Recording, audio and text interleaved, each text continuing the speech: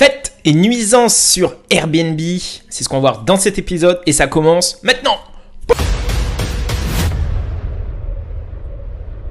Salut, c'est Mathieu, créateur du mouvement des super-hôtes, et dans cet épisode on va voir tout ce qui est fête, mise en sonore, les gens qui foutent le bordel et comment tu vas pouvoir t'en protéger et comment Airbnb pour une fois va pouvoir t'aider. Mais avant ça, si tu souhaites te connaître toutes les trucs et astuces, les stratégies pour te créer des revenus alternatifs, clique sur le bouton s'abonner et sur la cloche pour être sûr de ne rien manquer. Alors, une fois n'est pas coutume, je suis assez content. Alors, ce qui se passe, c'est que Airbnb, ils ont un blog.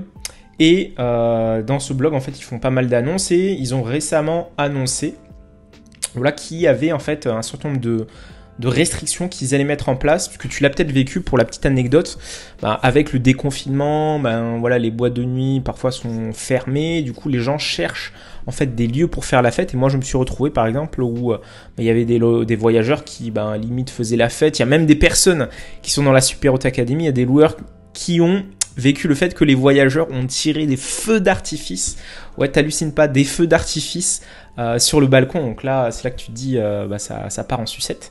Et ce qui est bien, c'est que Airbnb, en fait, a annoncé justement des interdictions. Donc déjà, les interdictions maintenant des fêtes sont officiellement opérationnelles au niveau de Airbnb. C'est-à-dire que Airbnb même indique que les voyageurs risquent des poursuites judiciaires de la part de Airbnb si jamais ils font des fêtes.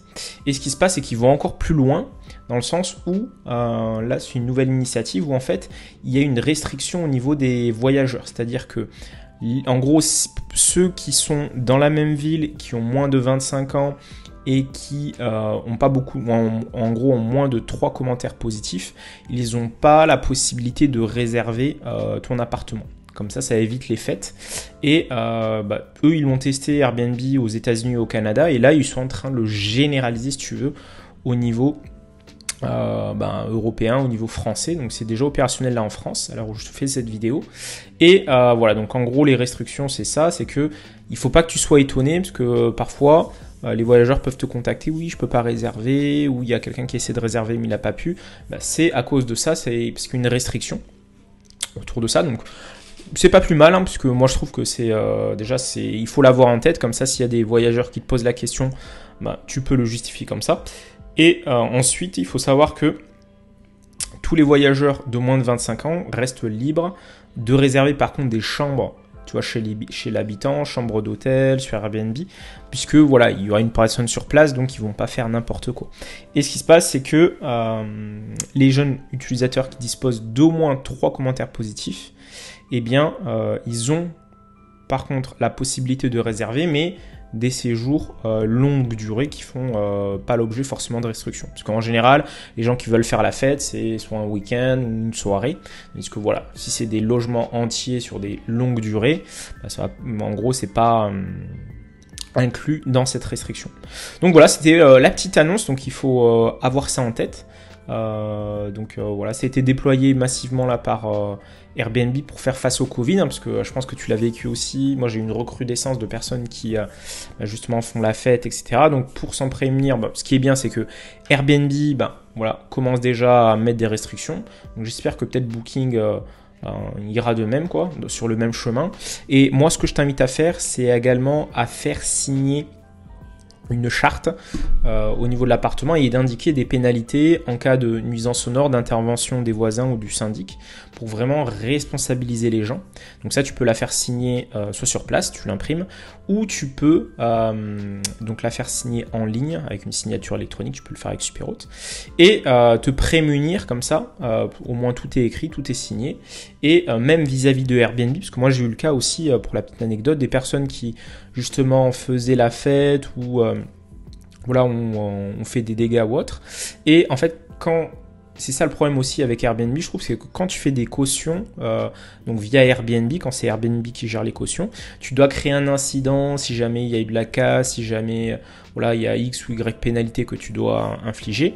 Mais tu dois fournir les preuves et au final, imagine les gens, j'en sais rien, ils partent à 13h au lieu de 11h, ton prestataire il va te facturer quelque chose de supplémentaire. Mais voilà, toi tu ne peux pas vraiment justifier, enfin le voyageur il va dire oui mais moi j'ai aucune preuve, voilà que je suis parti à 13 h, etc. Donc il y aura peut-être juste la facture de ton prestataire, enfin bref, ça c'est pour te dire que c'est un peu la croix et la bannière. Donc là moi je trouve que c'est voilà, important de sécuriser tout ça, et si tu as la possibilité de marquer clairement aussi dans ton annonce que tu demanderas la carte d'identité des voyageurs, donc avant leur arrivée, tu le marques noir sur blanc dans les règles de l'établissement, et bien comme ça voilà, tu pourras le faire et tu pourras éviter comme ça, tu pourras vraiment les responsabiliser et leur montrer que voilà, ils pourront pas faire n'importe quoi non plus. Donc je t'invite vraiment à faire ça, prendre connaissance de ça. Tu vas sur le site de Airbnb, sur news.airbnb.com, et tu regardes, ils ont fait pas mal d'annonces, donc c'est pas mal. Et puis voilà, donc c'était la petite news de la semaine. Je te dis à une prochaine sur superroute.com. Boum. Toi qui m'écoutes, attention, oui toi, je te parle à toi. Surtout, ne passe pas à l'action après cette vidéo, non.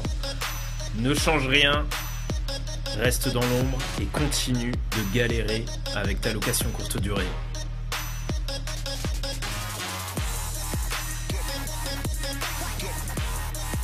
Et puis bon, si t'es encore là, c'est que t'es chaud, donc vas-y, passe à l'action.